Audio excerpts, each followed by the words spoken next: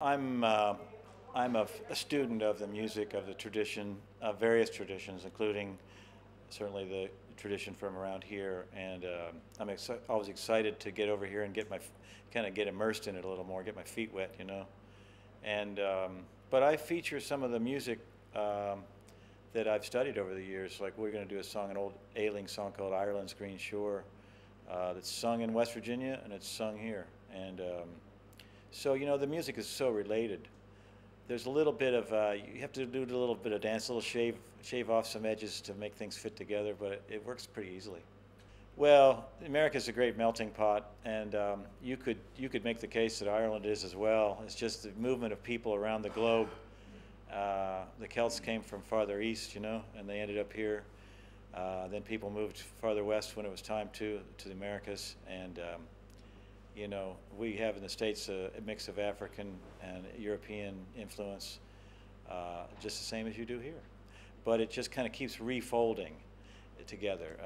Things develop in different strata, and then they fold together again. Like the banjo became really big in the States, and it came from the States to this part of the world, whereas the drum was already here, you know. When I started playing fiddle tunes on the guitar and then eventually onto the fiddle and the mandolin, it was real quickly that I learned that these were Irish tunes, and you know, Scots and Irish tunes, and you know, and I was playing Irish music even though it was in American style. It was a bluegrass style, and I don't know if that answers your question, but you can't escape it. I don't think in America the Celtic influence is really big.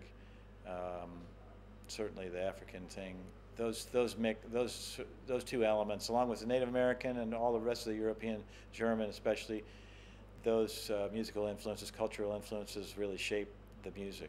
Regional styles are strong still, but you'll find, for instance, a whole bunch of people down in Clare playing Donegal music.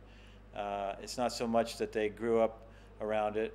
They heard the recordings and they chose that style. And the World Wide Web is changing that as well. You know, people here at the school from Japan, from Israel, from Los Angeles, they're bringing their particular desires to Donegal because they love this music. They found it however they found it.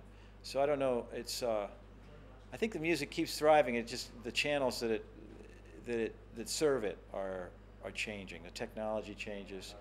Technology changes the way people learn the music. You know, CDs are easier to replay. Video and YouTube is revolutionizing things. Just like you can watch Johnny Doherty playing on YouTube now.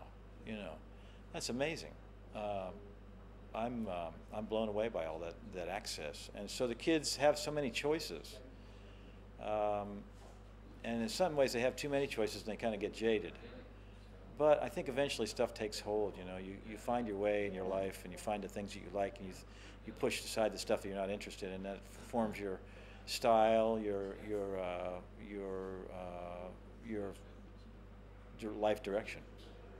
I suppose a thing that happens though with the internet is that lots of stuff gets lost, you know. So if you're, it's different maybe for a musician who already has an established interest in a genre like traditional music. But if you're somebody who just wants to happen across traditional music, do you think that as an entity that it's doing enough to sell itself, to grasp that whole internet nettle, if you like, and push itself into new audiences? I think, you know, there's no substitute for the musicians going out there and playing shows. You know, one of the things that's really devalued is the recorded music. It's really hard for us to sell our music, harder and harder, you know, because it's so easy to get it for free. But the one thing that's still incredibly of great value is the live performance. So when the performers that are the great proselytizers, the great practitioners, go around and perform for people in faraway places, that really seals the deal. That brings, you know, that's something of great value there with a live performance. You cannot videotape that. You cannot audio tape. You can, but you don't get the thing. You're not there living and breathing in the same space with those people. And so, you know, I think the internet sort of fuels that. If they see some live music or recorded music on the internet, and then they go, oh, I hear there's an Irish group coming to town. Let's see what that's like for real. And then they get really up for it, you know. So I think it's going to work out.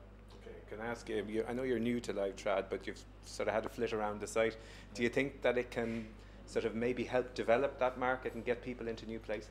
Yeah, Livetrad is going to help the music go farther